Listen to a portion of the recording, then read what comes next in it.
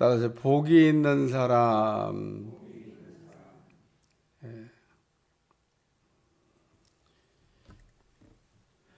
이 말씀을 하실 때란 말씀으로 오늘 말씀이 이렇게 이어지고 있는데, 이 말씀을 하실 때란 얘기는 뭐냐면 귀신 들린 얘기 우리 주님이 하셨을 때, 어제 예수님께서 귀신을 이렇게 쫓아내니까 그 말 못하는 귀신이 나갔다.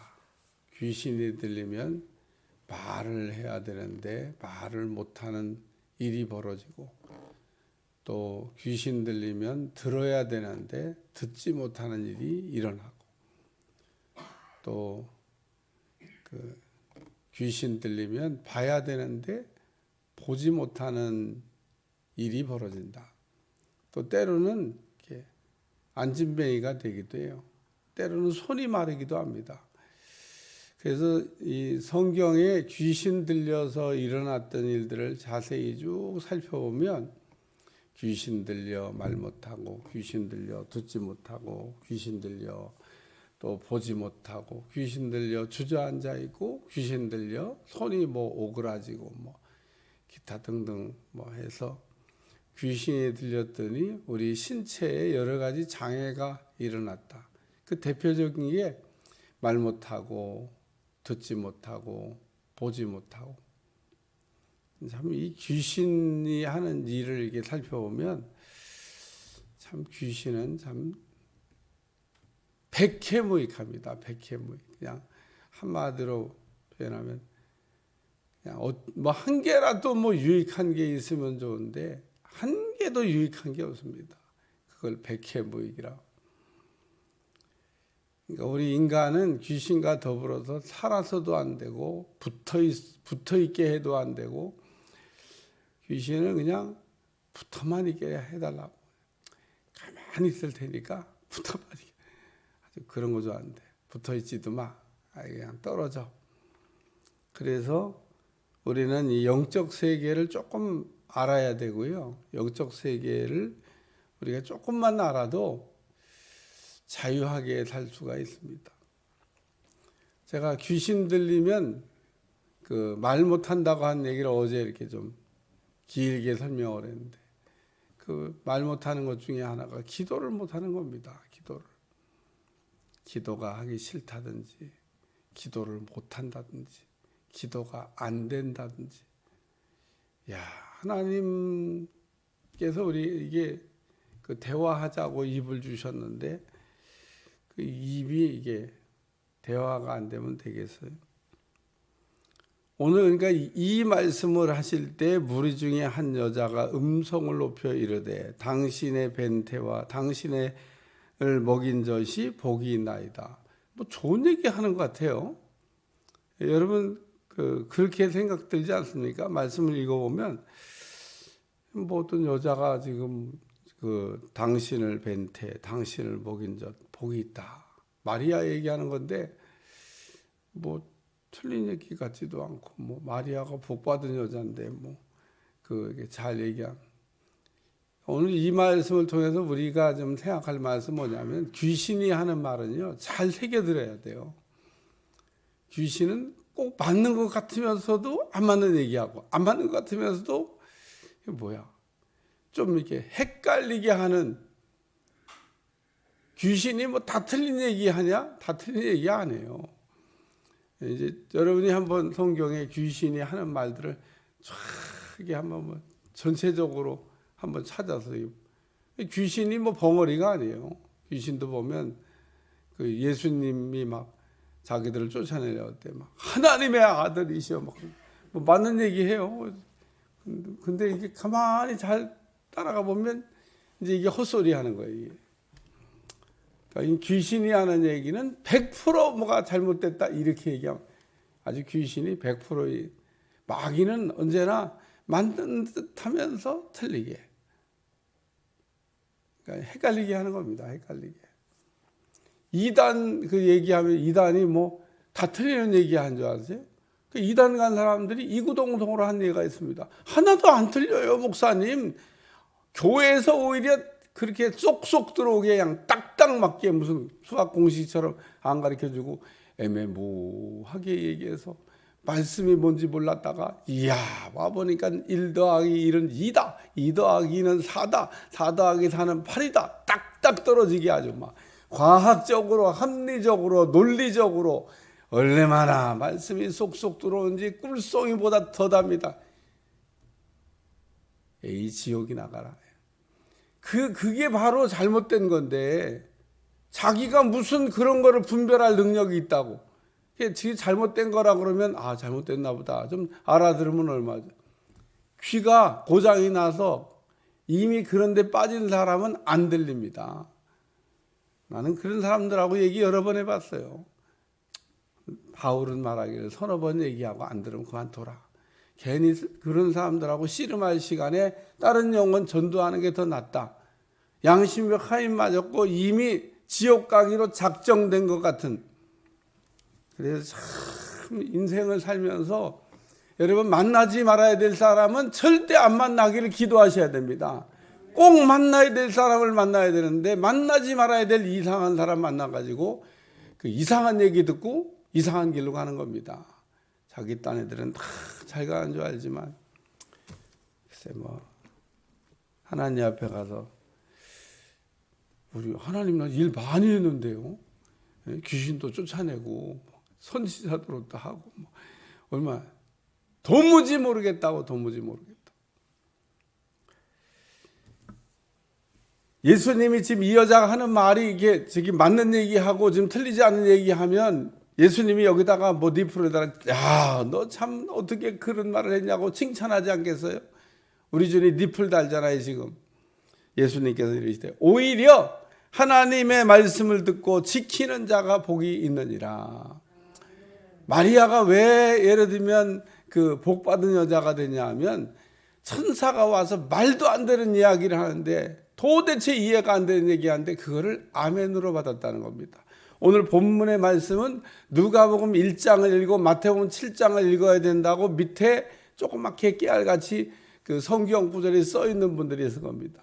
누가복음 1장에 무슨 얘기 나와요? 마리아에게 천사가 찾아와 가지고 평안이 있을지어다 은혜 받은 자요. 그러니까 처녀가 아이를 낳는다고 하는 말을 들었는데 그게 은혜 받은 건지 마리아의 그 엄청난 얘기를 듣고 아멘. 자, 누가복음 1장 한번 찾아보겠습니다. 누가복음 1장 28절 보면 그에게 들어가 이르되 은혜를 받은 자여 평안할지어다 주께서 너와 함께 하시도다 하니 처녀가 그 말을 듣고 놀라 이런 인사가 어찌민가 생각하며 천사가 이르되 마리아에 무서워하지 말라 내가 하나님께 은혜를 입었느니라 보라 내가 잉태하여 아들을 낳으리니 그 이름을 예수라 하라. 이 말씀이 쭉 내려오다 보면요 38절에 마리아가 이르되 주의 여정이오니 말씀대로 내게 이루어지다 하매 천사가 떠나가니라. 45절 주께서 하신 말씀이 반드시 이루어지리라고 믿은 그 여자에게 복이 있도다. 주께서 하신 말씀이 반드시 이루어지리라고 믿은 그 여자에게 복이 있도다. 그래서 우리 주님은 우리가 어떤 사람이 복이 있는 사람이냐 말씀을 우리가 아멘으로 받는 사람이 복이 있는 사람이다. 그래요. 하나님의 말씀이 그대로 이루어질 것을 우리가 믿고 아멘으로 받는 사람 그 사람 복이 마리아가 그래서 복을 받은 겁니다. 하나님의 말씀을 듣긴 들었는데 이해가 안 돼. 처녀가 아이 낳는다는 거잖아요. 근데 그런 말을 마리아처럼 우리가 들을 때 그런 말이 이해가 되냐고요. 그게 이해가 안 되는 얘기입니다. 아니 어떻게 처녀가 아이를 낳아요. 말이 안 되는 얘기지. 여러분들은 뭐 하나도 안 놀라는데 나는 읽을 때마다 놀래요. 어떻게 그 얘기를 마리아가 처음 딱 들었을 때 처녀가 아이를 낳는다. 이게 비상식적이고 비논리적이고 이거는 인간 세계에서 일어날 수가 있는 일이 아닌 겁니다. 그런 이야기. 그러니까 그런 이야기가 성경에는 많이 나옵니다. 그래서 그런 거를 우리가 뭐라 하냐, 하나님이 하셨습니다. 한나도 자식을 낳을 수가 없었는데 하나님께서 자식을 낳게 하셨고, 엘리사벳도 자식을 낳을 수 없었는데 낳게 하셨고, 그래서 우리 주님이 야, 너 엘리사벳 집에 한번 가봐라. 가봤더니 벌써 6개월이 됐는데 이 할머니 할아버지가 아이를 낳을 수 없는 거 다 알았는데 임신을 해가지고. 그래, 오늘 하나님이 하시는 일은 능히 하지 못하는 일이 없는 줄로 믿습니다. 그래서 오늘 누가복음에 있는 말씀은 하나님의 말씀을 듣고 지키는 자가 복이 있도다. 그래서 하나님의 말씀을 듣고 지키는 자, 말씀에 순종하는 사람이 복이 있는 겁니다. 하나님이 내게 무슨 말씀을 하시든지 아멘 그러고 순종하면 그런 사람에게 복이 있는 겁니다. 성경에 복이 신약 성경에 보면 복 얘기를 많이 하는데 복 얘기에 이게 귀결되는 말씀 가운데 하나가 뭐냐면 하나님의 말씀과 이게 다 관계가 있습니다. 그러니까 하나님의 말씀을 잘 들으면 복이 있다. 아까 제가 서론에 귀신은 뭘 못하게 한다고요? 듣지 못하게 한다고. 귀신은 뭘 못하고? 말 못하게 한다고. 귀신은 뭘 못한다고? 보지 못하게 한다고. 그러니까 눈이 가려져서 안 보입니다. 그러니까 눈이 열려야 되는데 사람의 눈은 똑같은 줄 알지만 똑같지 않습니다. 눈이 나쁜 사람은요, 안경을 껴야 됩니다. 안경을 끼면 어머, 세상이 달라졌네. 제가 며칠 전에 테니스장에서